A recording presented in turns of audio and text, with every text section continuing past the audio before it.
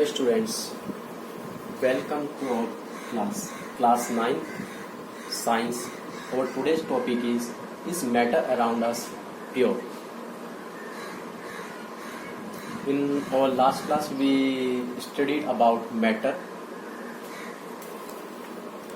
Now we revise the properties of matter. तो क्या properties पढ़ी थी हमने मैटर की, उसे एक बार रिवाइज करते हैं. Matter is made up of small particles. Matter हमारा जो था स्मॉल पार्टिकल से बना हुआ था. दूसरा, मैटर है 3 स्टेट्स. कौन सी 3 स्टेट्स थी मैटर की? सॉलिड, लिक्विड और गैस. और फिर हमारा था कि force of attraction between particles of matter are maximum in solid and minimum in gas. जो हमारे पार्टिकल्स के बीच फोर्स ऑफ अट्रैक्शन था वो सॉलिड में सबसे ज्यादा होता है और गैस में सबसे कम. ठीक है. और उसी के अपोजिट हमारे जो काइनेटिक एनर्जी होती है, काइनेटिक एनर्जी जो है पार्टिकल्स की गैस में मैक्सिमम होती है और सॉलिड में मिनिमम. ठीक है. और हमने एक चीज और पढ़ी थी कि state of matter are inter convertible, यानी कि हमारी जो मैटर की स्टेट्स थी आपस में बदल सकती थी. सॉलिड से गैस, गैस से लिक्विड और लिक्विड से सॉलिड आपस में बन सकते थे. तो अब हम आते हैं अपने आज के टॉपिक पर. हमारा आज का टॉपिक उसी मैटर के बारे में बता रहा है कि हमारे पास जो मैटर था वो प्योर है या नहीं है. हम उसको कैसे समझेंगे. तो हमारा पहला वर्ड क्या आता है? प्योर.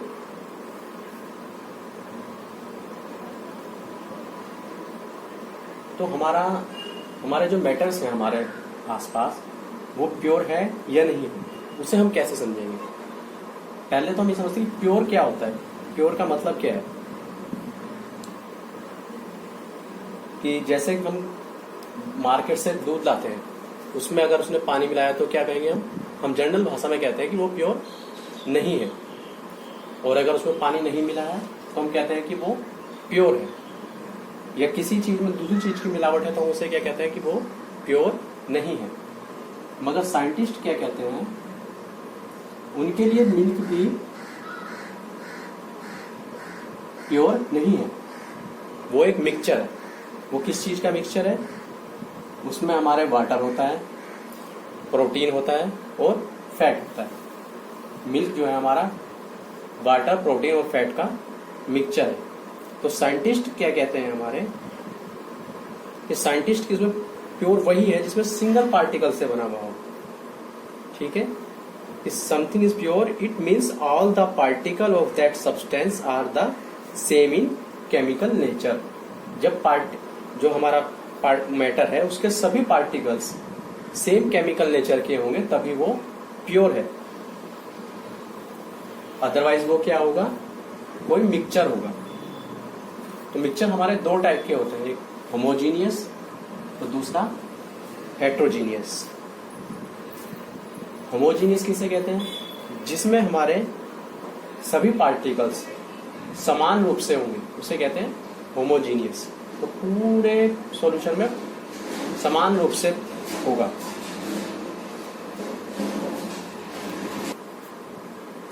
तो हमने क्या समझा कि जो हमारा यूनिफॉर्म कंपोजिशन होगा उसे हम क्या कहेंगे? होमोजीनियस. और जो हमारा नॉन यूनिफॉर्म कंपोजिशन होगा उसे हम बोलेंगे हेट्रोजीनियस. तो हम अपने होमोजीनियस कंपोजिशन को हम और क्या बोलते हैं? सॉल्यूशन.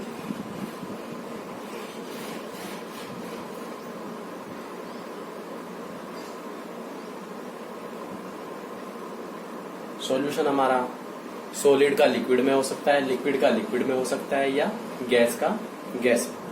ठीक है. लेकिन सॉल्यूशन के लिए क्या कंडीशन होती है हमारी?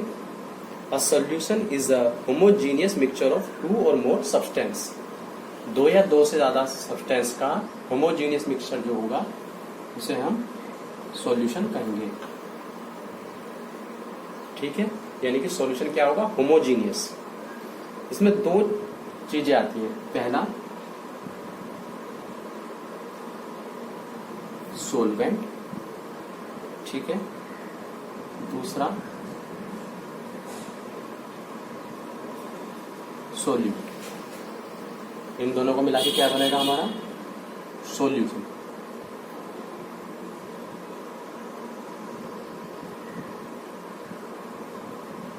सोलवेंट क्या होता है? जिसमें हम किसी चीज को घोलते हैं, मिलाते हैं, यानी कि जिसकी मात्रा ज्यादा होती है, ठीक है, वो होगा हमारा सोलवेंट। और जिसको मिलाएंगे जो कम मात्रा में होगा वो होगा हमारा सोल्यूट। और सोलवेंट और सोल्यूट को मिलाने से क्या बनेगा हमारा सॉल्यूशन। जैसे हमारा सोलवेंट लिया हमने पानी, ये हमारा वाटर, ठीक है, ये हमने लेमन लिया, ठीक है। अब इन दोनों को अगर हम मिला देते हैं तो हमारा सॉल्यूशन क्या बन के आता है? हमारा लेमन वाटर।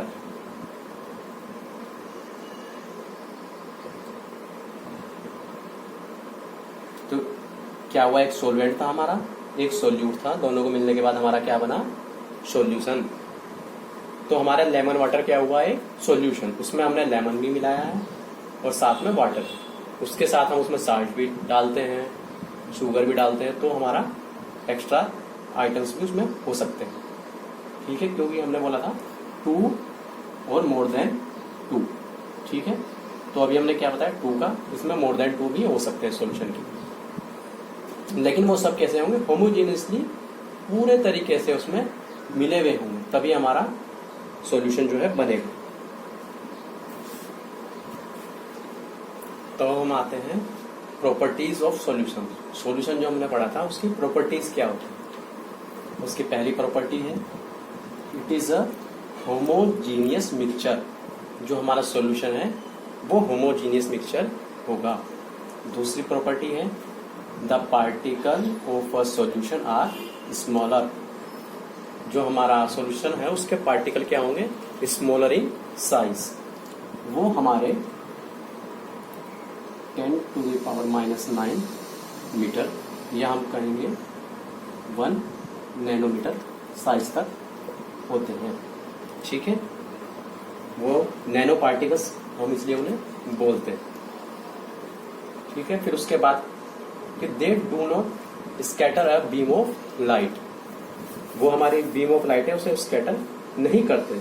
तो इस वजह से क्या होता है हमारा कि लाइट का पाथ जो है सॉल्यूशन में विजुअल नहीं होता। The path of light is not visible in solution. फिर नेक्स्ट प्रॉपर्टी है हमारी the particle of solute can not be separated by filtration. हम उन्हें फिल्ट्रेशन से अलग नहीं कर सकते, हम उन्हें छानकर अलग नहीं कर सकते, ठीक है। नेक्स्ट प्रॉपर्टी है the particle do not settle down when left undisturbed. अगर हम उन्हें एक जगह बिना हिलाए हुए रख दें तो वो नीचे नहीं बैठते, यानी कि वो सेटल डाउन नहीं होते, ठीक है।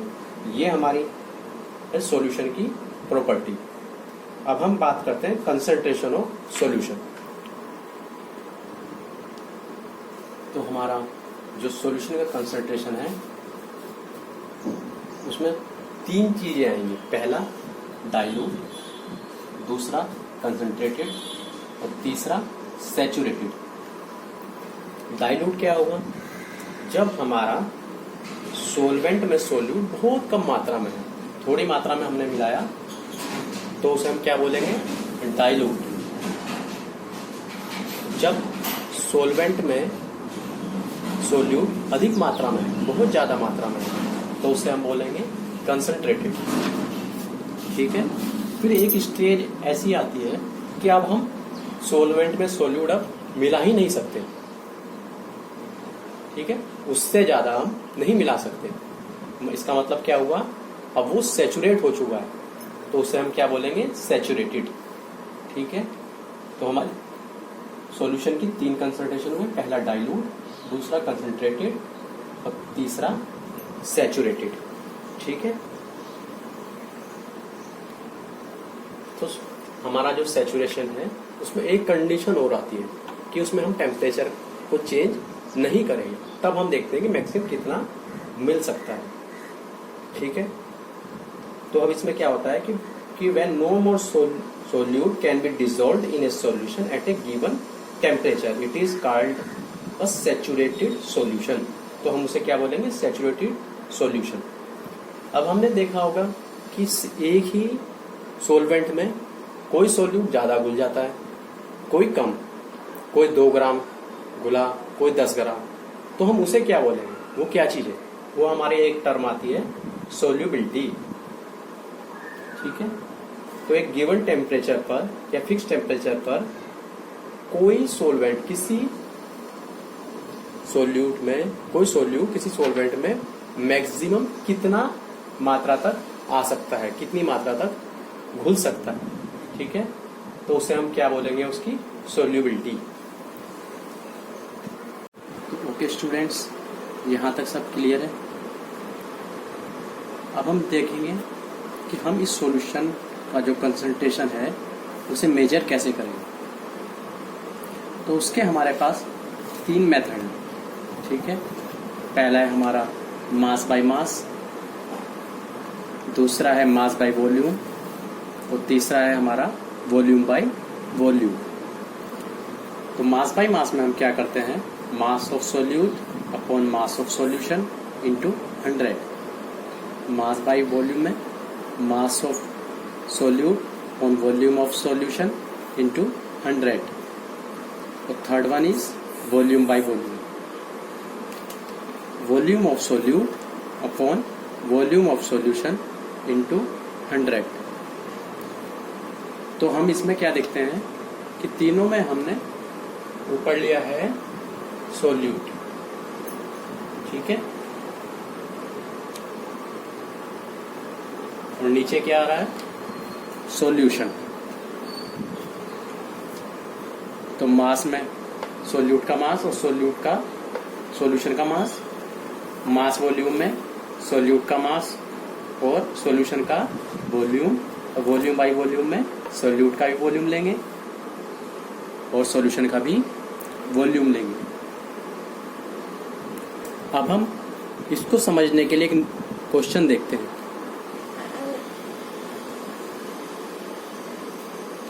तो हमारा जो हम एग्जांपल ले रहे हैं उसमें क्या है? A solution contains 50 gram of salt, ठीक है, इन 500 gram of water. Calculate the concentration in term of mass by mass. तो मास बाय मास में हमें इस सॉल्यूशन का कंसंट्रेशन कैलकुलेट करना है। तो आप इस क्वेश्चन को सोल्व करने की कोशिश कीजिए और नेक्स्ट वीडियो में हम आपको इसका सॉल्यूशन बताएंगे। साथ ही इस वीडियो को शेयर करना मत भूलिए ताकि ये उन ज़रूरतमंद लोगों तक पहुंच सके जो पढ़ाई के लिए ट्यूशन अफोर्ड नहीं कर सकते तथा जो घर पर पढ़ाई करना चाहते हैं। Thank you.